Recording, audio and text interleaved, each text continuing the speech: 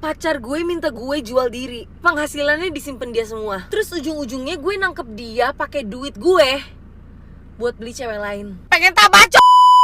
Hey guys, welcome back to Shia Love Song, dimana gue review cerita cinta kalian yang zo. Ayo kita namain ceweknya Stella. Jadi Stella lagi berani-beraninya mau minta nomor cogan di sekolah. Boleh minta nomor lo nggak? Terus dia beruntung banget, cowoknya ngambil HP-nya dan dia isi, "Ini nomor gue." Si Stella udah kayak dapat nih nomor cowok gue nih. Pulang-pulang sekolah Stella langsung nelfon nomor si cowok. "Hei ganteng." Ternyata si cogan ini ngasihin Stella nomor cowok lain. Dan plot twistnya, si Stella sama cowok random ini nyambung. Beruntung banget ya. Gue agak fast forward aja ya. Mereka chattingan tiap hari, callan tiap hari. Pokoknya mereka udah so sweet banget, udah pacaran. Titik. Terus fase honeymoonnya berakhir pas tiba-tiba cowok ini perlu bantuin ibunya untuk bayar utangnya, beli motor, sama bayar sewa rumah. Mereka pokoknya dari relationship goals tiba-tiba lompat ke sini. Si cowoknya nggak bisa cari duit, si cowoknya nggak bisa cari kerjaan, nggak tahu kenapa tapi nggak bisa aja.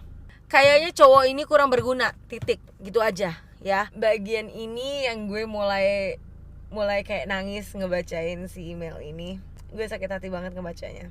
Si cowok punya ide brilian. Dia minta si Stella kayak gini, "Stel, boleh gak kita cari cara untuk cari duit lebih gampang?"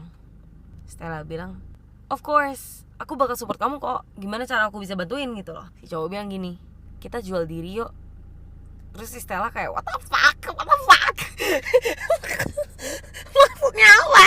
Maksud cowok ini bukan dia yang jual diri. Dia bilang, "Stel, lo boleh gak jual diri demi cari duit buat gue.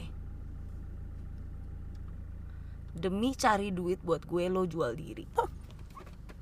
Gue gak tahu nih salah si cowok atau salah si Stella. Lo kalau jual diri, cari duit buat diri lo sendiri, ya udah, oke, go ahead. Diri lo sendiri, duit buat lo. Tapi kalau lo jual diri buat si cowok, buat apa? Buat apa?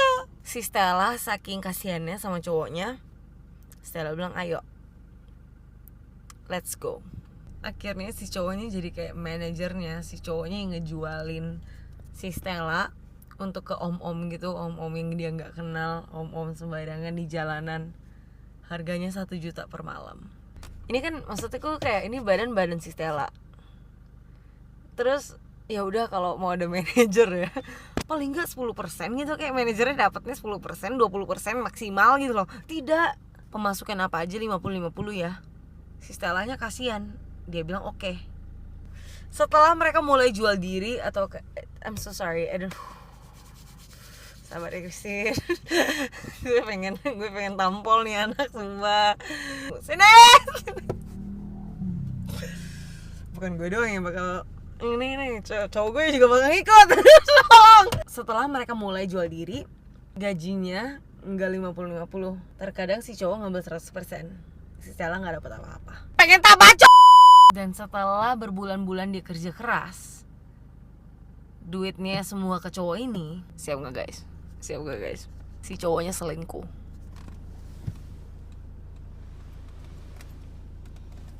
Dia make duit itu untuk ngebayar cewek lain, beli cewek lain. Duit yang dia pakai dari ceweknya jual diri susah payah, dia pakai untuk beli cewek lain.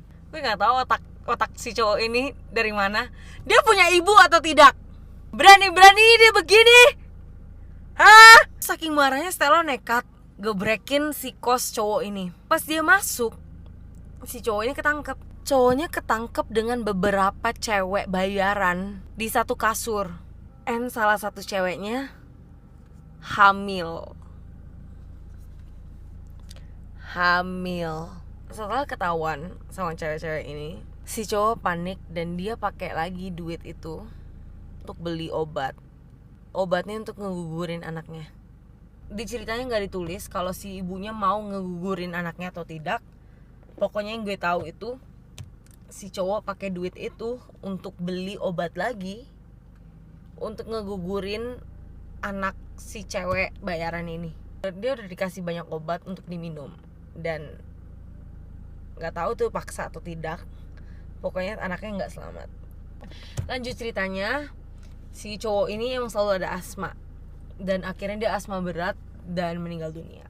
Gue gak bisa berkata apa-apa, tapi aku bersyukur si cewek ini udah lepas sama si cowok ini. Dan si Stella ini udah lega karena dia ngerasa sudah lepas sama cowoknya. It's not a happy ending guys, it's not. It's reality. Ternyata banyak juga cerita-cerita kayak gini, cerita-cerita yang wow, luar biasa. To think that someone udah pernah ngalamin ini in real life is crazy. And I'm so sorry for that. That is the end of the story. Kedengeran gak hati gue? Lo punya gimana? Cerita ini lumayan berat buat gue gak bisa berkata apa-apa karena si cowoknya sudah meninggal dunia. I am so sorry for that. Tapi at the same time he did you wrong. Dia ngelakuin salah besar banget. Lo seharusnya udah lepas sejak dia minta lo jual diri.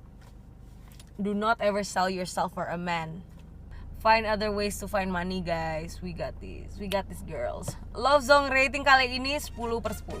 Thank you guys so much for watching. Kalau kalian ada cerita kayak gini, mau cerita sedih, mau cerita selingkuh, cerita seneng yang aneh-aneh gitu, silakan kirim cerita cinta kalian ke sini. And I will see you guys in the next Chia Love Song, di mana gue review cerita cinta kalian yang Zong.